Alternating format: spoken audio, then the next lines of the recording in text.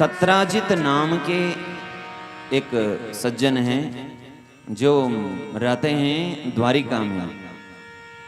ये भगवान सूर्य के परम उपासक हैं। इन्होंने भगवान सूर्य की ऐसी उपासना की कि भगवान सूर्य ने इनको अपना मित्र मान लिया, सखा मान लिया। वायु पुराण में भी इनकी विशेष चर्चा आई है।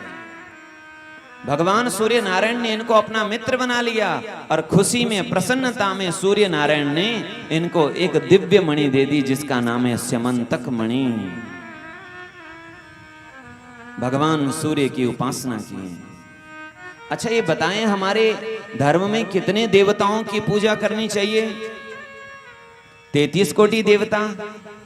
बोले पूजा आप किनकी भी करो, पूजा 33 कोटि देवता नहीं, हर मनुष्य की पूजा करो। पर उपासना और भक्ति की जब बात आती है तो केवल और केवल 5 प्रकार के देवों की, पंच देवों की उपासना की बात आती है। केवल 5 देव ही हमारे धर्म में उपास्य है। ध्यान से सुनिएगा।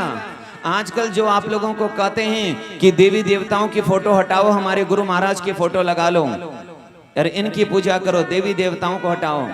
याद रखना, हमारा धर्म कहता है 5 देवों की उपासना। उसमें पहले हैं गणपति भगवान। गणपति भगवान की जो आराधना करते हैं, जो उपासना करते हैं, भक्ति करते हैं, उनको कहते हैं गाणपत्य। ये एक परंपरा है। दूसरे भगवान सूर्य की उपासना। भगवान सूर्य की उपासना करने वाले जो भक्त हैं, परंपरा है, उसको कहते हैं सौर परंपरा। देवी भागवत में आया है। और तीसरी उपासना शक्ति की उपासना। देवी भगवती की उपासना करने वालों को कहते हैं शाक्त। जो ऐसा बड़ा सा गोल सा तिलक लगाते हैं, वह शाक्त भगवती की उपासना, तीसरी परंपरा। और चौथी परंपरा है भगवान शिव की उपासना करने वालों को कहते हैं शैव। और भगवान विष्णु व उनके अवतार राम कृष्ण की उपासना करने वालों को कहते हैं वैष्णव। 5 ही परंपरा है, 5 देवों की उपासना ही शास्त्र सम्मत है। इसी में सूर्य देवता की उपासना से भगवान सूर्य नारायण ने स्यमंतक मणि दे दी। यह स्यमंतक मणि इतनी दिव्य है, जहां यह स्यमंतक मणि रहती है वहां कभी अतिवृष्टि नहीं होती, कभी अनावृष्टि नहीं होती, कभी अकाल नहीं पड़ता, कभी वहां रोग नहीं होता। रोज यह 8 भार सोना देती है स्यमंतक मणि। अब 8 भार का अर्थ क्या है? ये प्राचीन जो मापदंड है, पर हमने जो जानकारी प्राप्त की, हो सकता है कि कहीं और दूसरी भी जानकारी हो, कि 1 भरी होता है। भरी, भरी का मतलब है 1 तोला, यानी 8 तोला सोना रोज देती है यह स्यमंतक मणि। आप लोग सोच रहे होंगे 1 स्यमंतक मणि हमें भी मिल जाती तो काम करने का झंझट खत्म। रोज 8 तोला सोना मिल जाता तो इतना व्यवसाय करके हर साल कथा करवाते आनंद से।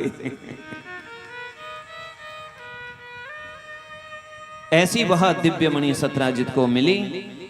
सत्राजित अपने कंठ में उस मणि को बांधकर आ गया द्वारिका की तरफ। दूर से आते हुए लोगों ने जब देखा, स्यमंतक मणि का प्रकाश देखा, लोगों ने द्वारिकाधीश से कहा भगवान देखो सूर्य नारायण आ रहे हैं, उनका दिव्य तेज प्रकाश का दर्शन हो रहा है। भगवान तो सर्वंतर्यामी है। भगवान ने द्वारिका वासियों को कहा नायम सूर्य, ये सूर्य नहीं है, यह सत्राजित है, इन्हें सूर्य देवता ने मणि दी है। लोगों को पता चला तो लोगों ने सत्राजित की अगवानी की। उसके कंठ में दिव्य मणि को देखा, आहा कैसे चमक रही है, दिव्य मणि है। उनको कहा भाई देखो इतनी कीमती मणि तुम्हारे पास है, इतनी दिव्य मणि तुम्हारे पास है, कोई यदि बड़ी कीमती चीज आपके पास है तो सरकार कहती है उसको राजकोष में जमा कर दो, नहीं तो हो सकता है आपको खतरा भी हो सकता है। आप क्यों नहीं इसी को द्वारिकाधीश को दे दो। ये द्वारिकाधीश के कंठ में कितनी अच्छी लगेगी, कितनी मधुर लगेगी।